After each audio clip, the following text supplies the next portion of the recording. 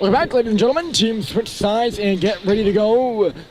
It is 1-0 St. Paul's. They lead Proctor Academy in the Battle of Two Lakes region rivals. Here as we begin the second period. Proctor starts with 15 seconds of power play time with Max Dumas in the box. Color versus color matchup. Proctor wearing green. They'll be skating from right to left this period. St. Paul's in red. They'll be coming from left to right. You see them with the 4 players on the ice. The semifinal round of the Joshua H. Weeks tournament here over New Year's at Tabor Academy in Marion, Mass. And right off the bat here in the second, play is whistled dead, and we have a penalty called. Players have been cycling in and out of the box all day. And right now having a chat with the official below us is Grant Porter, and he will reluctantly go to the box. Not sure what the call is either. Porter slamming the door furiously below us, making our booth up here shake. We'll wait for them to put the penalty up on the clock. Dumas is still in the box for 4 more seconds. So that will be 4-on-4 time. So a second, or 4 seconds of 4-on-4. Mike Walsh keeps telling his kids they have to be disciplined. They have to be disciplined. This is their 3rd penalty of the game. St. Paul's so far has not scored on their power plays. They're 0 for 2. Pulling at about 14% on the season. Their penalty kill at around 47%, so the St. Paul special teams have not been their strongest point so far in the season. Menace left the puck behind him here to start their power play. They go offside at the line. We'll be exact here. They're 14.29 on the power play and 47.37, so I got that right on the penalty kill. They are outscoring their opponents 17-9 even strength though. So a lot of those goals they score, most of them actually, are coming at even strength. 18 even strength goals. 4 power play goals. I had to get that one out. It was a bit tough there. 30 seconds to go in this power play for the Big Red. But right now it's Proctor with the puck in below the goal line. Connor Johnson was working hard. Up there with him was Kevin Craig. The 2 Joslins out killing penalties, Cam and Connor. Stepping up here is Craig again. He'll just shoot it back in deep. Nothing doing here on the St. Paul's power play early. A good opportunity to go up 2-0, but it looks like it's going to be squandered here with 10 seconds left. Simpson, he'll go cross ice. Pass was just out of the reach of Menez, who's now catching up to it. Julian Menez taken to the wall there by TJ Beaver. Puck is loose in below the goal line. Now it's Menez trying to carry near side. Back to 5-on-5 action, and it swung through the middle and right on the tape of Troy Ladko will start away. Stepping up there though is Russell, and he'll knock the puck down and just shoot it in on goal. It'll be covered up by Gellerman. It'll be curious where they put the face-off. It's going to be in the Proctor zone. St. Paul's was offside. So if they had touched it, the face-off might have been in the St. Paul's end. But since Kellerman decides he's going to freeze the puck, St. Paul's doesn't play by the rules and still gets an offensive zone draw out of it. It's a great thing about hockey rules. You can get away with stuff sometimes if the other team complies. Stackladder Green got a stick up in the face of Beaver. No penalty call there. And now the other way is Abbott trying to cut in. Abbott forced to chase the puck into the corner. Russell goes down in low, or on the wall I should say, as Walsh takes it. Ronan Walsh. Hunter Joslin also working, or sorry, Cam Joslin. I knew I was bound to get the brothers confused at some point. Here's Walsh again, taken to the boards by Green. He's the centerman working in low for St. Paul's, and Dumas is the defender. It's Joslin and Walsh, who I already mentioned, who are down low for Proctor at the side of the goal now. Spun there, and a save was made by Andy Barron. That pass up to center was intercepted by Beaver. Coming the other way, though, is Sacklad. They could have had an odd man rush. With a bit of miscommunication at center, and then an offside against freshman Cooper Flinton stops the play.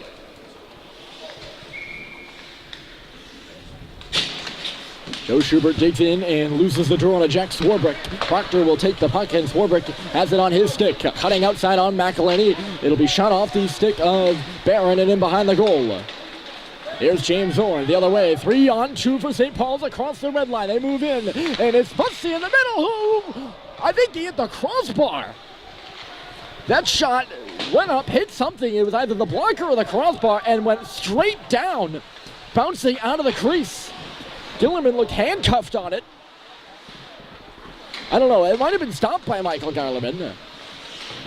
But his blocker looked a bit low. I think that would have been Malcolm Bussy, whose only goal on the season was scored against Proctor. And now a 2-on-1. It's Orn with Bussy. Orn, wait, shoot, stopped by Gillerman. Big stop there by the sophomore goaltender for Proctor. The other way, here come the Hornets. Cutting in is McNeil. He's trying to get around Sullivan. They joust in the corner. It'll come over here near side. Laracy.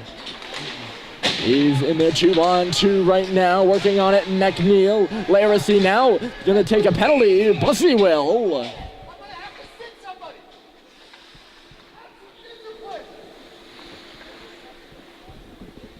My goodness.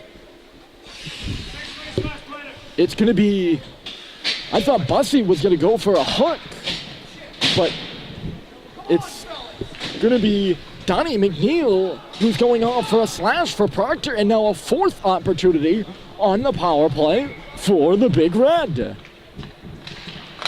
Shot right off the drum, pops up in the air. Ooh, narrowly missing that right post. So Donnie McNeil will go off, and this will be slashing the call. St. Paul's looking to cash in on a beleaguered power play. They struggled this morning and have struggled so far, but here comes Julian Menez. Menez right on it on goal. There's a save by Gillerman. Menez shot it from the left face-off circle, and he was going hard down that side.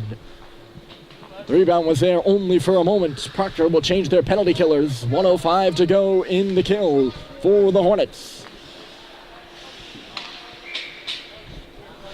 And the face-off shot, Swarbrick versus Stadheim, and Stadheim won it. McElhinney in low there. Beaver is hammered by Stadheim. It'll come to the side. Taking a look around is Menez. He finds Halliday right point for Menez. They're along that wall right now. Menez, he's watched over this way by Hughes. Menez behind the goal now. Twisting and turning is Simpson. Julian Menez once more head manning this power play. It'll go up top. McElhinney waits. Hit Twister. Goes wide off the boards. And Simpson with a stab. Went off the outside of the net, and freezing it over there is Gillerman.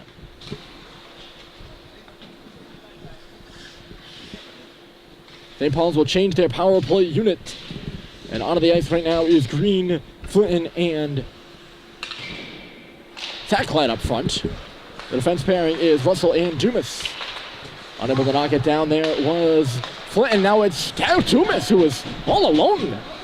And the shot was stopped by Gillerman, who stood tall there. Here's Dumas again, another wrister. This one was through traffic. He kicked that one away with agility.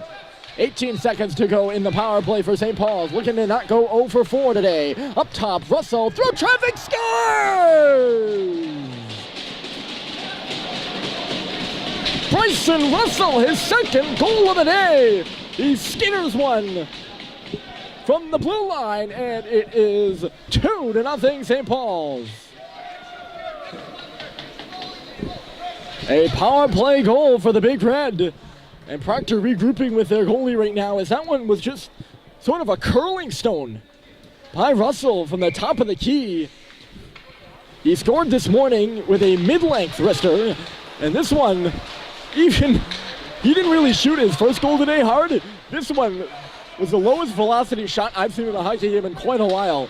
But a bit of a change-up, and it fools Gillerman, the goaltender. Hopping up on the rushes, Dumas on the right side as Green carries in. Dumas going right to the crease. Russell the only guy back, and it gets away. Here comes Temper in on Barron. He scores!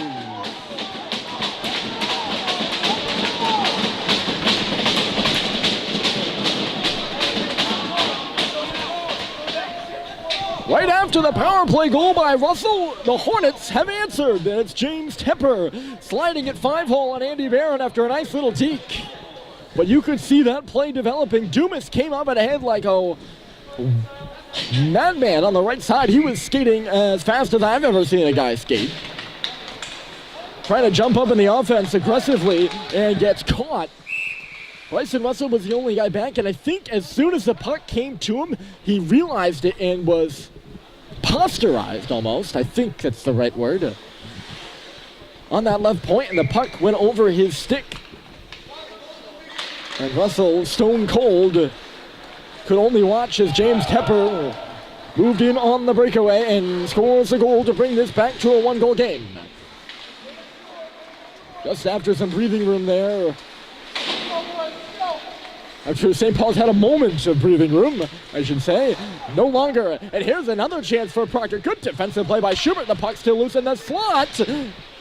Johnson couldn't get a stick on it. It's loose at the top. Now they score! Ronan Walsh!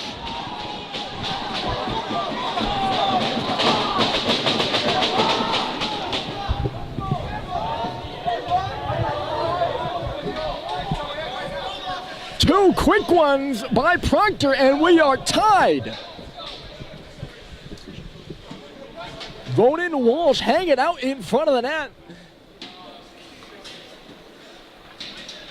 There were hacks and whacks on either side. Nobody could really clear it for St. Paul's. It was loose at the top of the paint. Barron was coming out.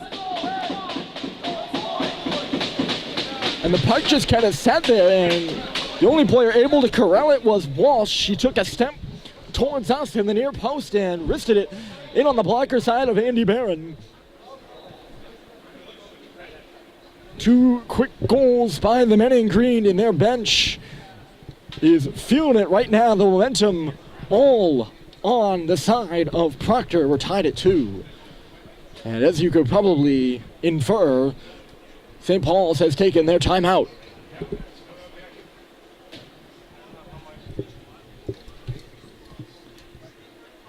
For Walsh, that is his 12th goal of the season. 18th point overall. He's got 12 goals and 6 assists. Unless, of course, he got an assist on the Tepper goal that I do not know about, but I don't think so. Breakaways are usually unassisted. St. Paul's breaks huddle. That's just an attempt by Dan Murphy to calm the troops as things could get out of hand there if things keep rolling in the way of the Hornets, which they certainly are right now. The goal scoring really ramping up here in the last minute as Menes shoots. Rebound for Stadheim in front. How about that? And he was stopped right in front. Gallerman shut the door. And the other way, hustling up at center is Swarbrick. The pass was headed towards him. Ladka was trying to give it to him, but that was a no-go. Swarbrick again moving around at center as the pass goes on the right side and got away from Troy Ladka. Bryson Russell instead. On the left side, here's Julian Menez. That little jammer isn't going to make it outside the line. Carrying it instead is Swarbrick, and he's just going to press the reset button for Proctor. Knocked away by Menez. Simpson fighting it. He'll chip it up, and it's Dumas inside the blue line. It went off the leg of Craig as St. Paul's was changing. Dangerous area. With some space out at center is Troy Ladka now. He's got a man charging the net. It's Chickering. Ladka with a shot. It backs up Barron with its speed. But Andy Barron has got the puck. Oh, St. Paul's up 1-0 after 1, and they were up 2-0 after finally converting on the power play. But just like that, Proctor, not going anywhere, has leveled. And that 2-0 lead, and even the 1-goal lead, did not hang around for long at the line. Here's a shot by Delgado. Rebound up in the air. Flinton will glove it down. He had his stick checked, though. He will get it out to center now on the second attempt.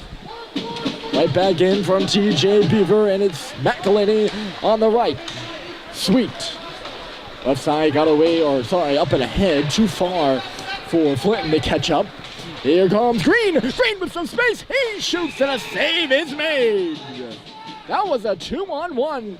After Green just skated him out his man clean. And now Ronan Walsh.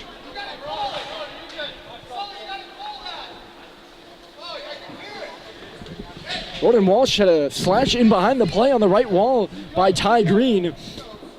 And coming in to push away, Walsh was Sacklad. So things getting a bit testy, and in the background while I was saying that, you could probably hear Walsh busting along over a penalty he thought should have been called. Was not, though. Just a typical prep school hockey game, I suppose. Look out here off of Drew's shot. It'll knock up in behind the goal after Geilerman had to make another save. Things have been intense between these two teams before, and it would not be a surprise if they were again. They are familiar with each other, as I mentioned. And they both play good, hard-working hockey, and when you play a hard-working game, that can happen. Here goes Halliday up the middle, trying to cut in. He's knocked down as the puck just goes to the corner. Culver in there with Halliday, 2-on-2. Those are the two big red players, and Halliday finds it, centered it in front for Menez. He was in the slot. It'll come back for Drew. Drew going behind the icing line right now, and picking it up is Kevin Craig. Craig will start out the middle. He's hounded there by Culver. Look out, coming in is Tepper on the left side. They're going to try to give it to him. Cooper Rice could not thread the needle. It ends up in front of Barron again. For a second there, I thought Proctor had too many as Swarbrick just hopped on the ice. That pass will miss him, though. Here's Craig now loading and firing, and it was tipped in front by Tepper. But I think it just stopped on his stick and never made it to the net. Knocked out of the air with a high stick by Tepper. And they wait about 3 seconds. The officials not at all on top of the play. They do get the call right. But they, for a second there, a couple of seconds, for almost 2.5 seconds or so. Can I say seconds any more times in the sentence? I thought they weren't going to call it. Face-off will be in the Proctor end as a result of the high stick. Owen is lined up behind Schubert on the face-off, but Swarbrick won it for Proctor. Charging after his man is Bussey. He stuck it, or jabbed it towards Schubert, who couldn't hold on to it. Schubert gets his stick up high there on McNeil. No penalty called, and Orn will flip it in. Garland looked like he thought about playing it there for a minute. He was out aggressively up to the right side. Instead, the puck's just in low. Dumas trying to keep it in here. He'll just shoot it to the goal off the wall. Orn was standing in front, couldn't get a stick on it. In low, Bussey. He finds Orn, but he skipped over his stick. Comes back for Dumas. Low shot, and Orn had a tip on it, just missing wide of the near post. 5:11 to go in this 2-2 hockey game. Here's Orn, the backhander, getting over there to make the stop. It's Gellerman. Good shift by that line for St. Paul. Schubert, Bussey, and Orn. And James Orn had a couple of puck touches there. Especially that one in the slot. Another low-power shot from the St. Paul's defense that Orn was able to corral and get a stick on. Here's Guillaume Dier loading and firing. He got redirected, luckily right onto the stick of Delgado, who was alone. If Delgado was wearing a red jersey, that very well may have been in the back of the net. Instead, we stay tied at 2. Set it in front. That is Sensen with a jab and a stop by Michael Gellerman.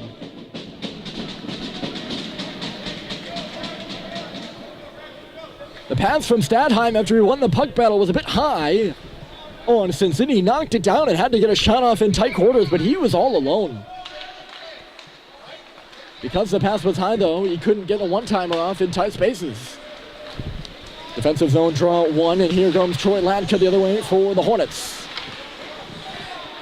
Guillaume Dier picks up the puck behind his own net, and he's going to take it for a skate. Across the red line, he's going to go in on the forecheck now. Covering him at the line is Stadheim, and he's going to try to switch places with Sullivan. They had to get coordinated there. Mena is barely keeping it at the line, and he will do just that.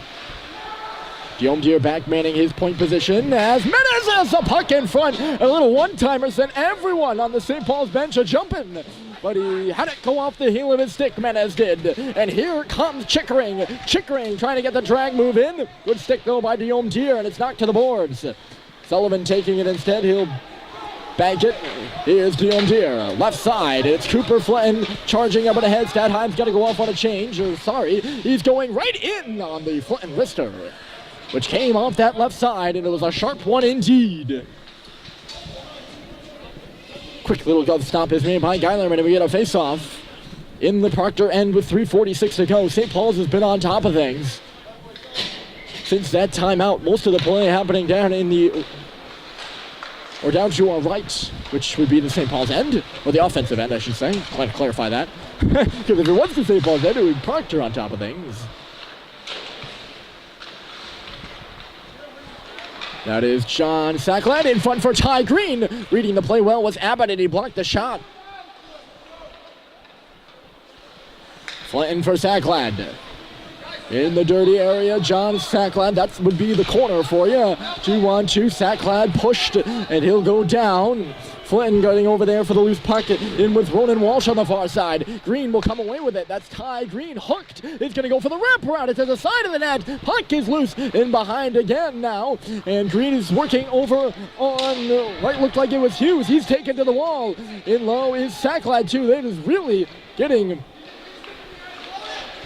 tough out there on the ice. I was going to say they're throwing the body around. It'll sneak up to the line, keeping it in his McElhinney. 2-on-0 down low for a moment there. Here's Sackland. Couldn't make the move behind the net. He'll come up for Sweet instead. He'll chip it, or chip would be, to say it lightly, he'll just hammer it to the glass, actually. 2:30 to go. And a great shift here by the Sackland, Flinton, and Green line. And Ty Green has the puck. They're working well in behind that net area. It'll come up for Walsh. McElhinney, though, keeps it in at the line. And right over the boards is Bussey. He's fresh on the ice right now. Bussey dropped it. Sweet. St. Paul's was trying to change it. Harrison needs to get off.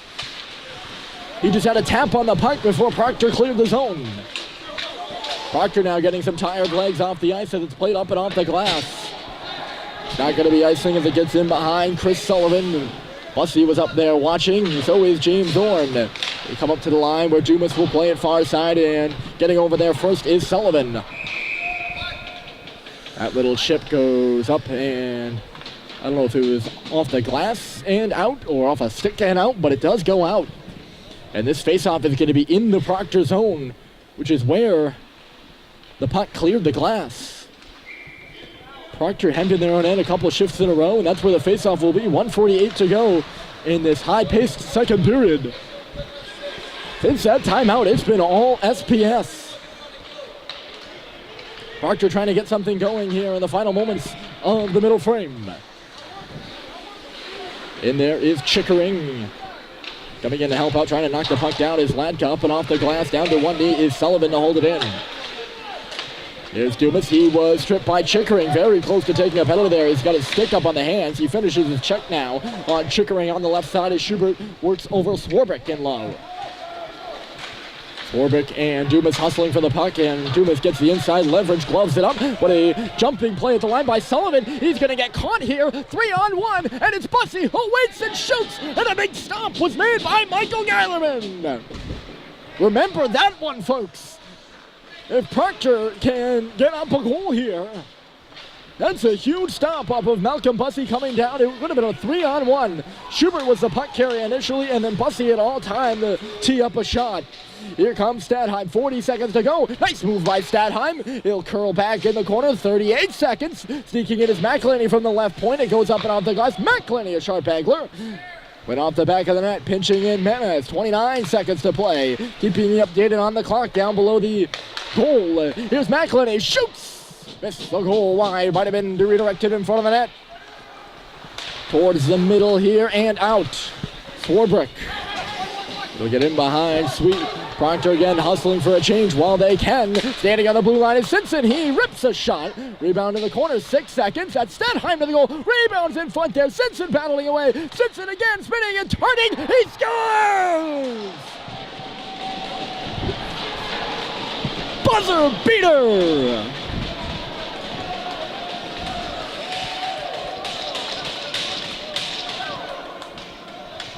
Have a look at that! Just in the nick of time. 0.6 seconds to go, and it's Eric Simpson who gets the goal on the mad scrum in front. Stadheim, seeing that there was 7 seconds left to go, just threw it to the goal. Gillerman could not control the puck on the rebound, and that's where they battled away for 6 seconds or so until Simpson finds the space to rip one home, and that will do it. St. Paul's went up 2-0. but battling back quickly were the Proctor Hornets. But it still remains the Big Red who takes the lead to the break. An exciting third period for sure is coming up next. 3-2, St. Paul's.